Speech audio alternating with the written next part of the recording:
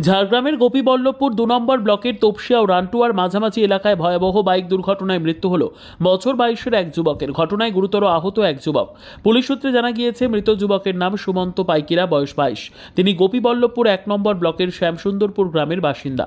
আহত যুবকের নাম অমল দেহুরি। জানা গেছে, রবিবার সকালে দুজন একসঙ্গে বাড়ি থেকে বেরিয়ে গিয়েছিলেন এক বন্ধুর বাড়িতে। সেখান থেকে দুপুরে বাড়ি ফেরার পথে তপসিয়া ও রানটুয়ার মাঝে বাইকের নিয়ন্ত্রণ হারিয়ে একটি কৃষ্ণচূড়া গাছে ধাক্কা মারে তারা। স্থানীয় বাসিন্দারা ও পুলিশ দ্রুত ছুটে এসে দুজনকে উদ্ধার করে তপসিয়া গ্রামীণ হাসপাতালে নিয়ে যান। সেখানে চিকিৎসকরা সুমন্ত পাইকিরাকে মৃত বলে ঘোষণা করেন।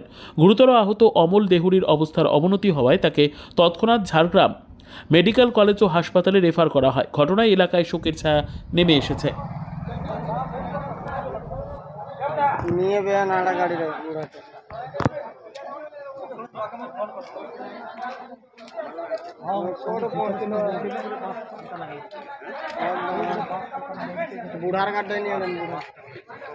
বিদ্যা, ব্যবসা, চাকরি, জটক বিচার, বিবাহ, পারিবারিক অশান্তি, সন্তান লাভ, বাস্তু সমস্যা, আরো যে কোনো সমস্যার সমাধানের একমাত্র সেরা ঠিকানা জ্যোতিষী প্রসাদ রায়।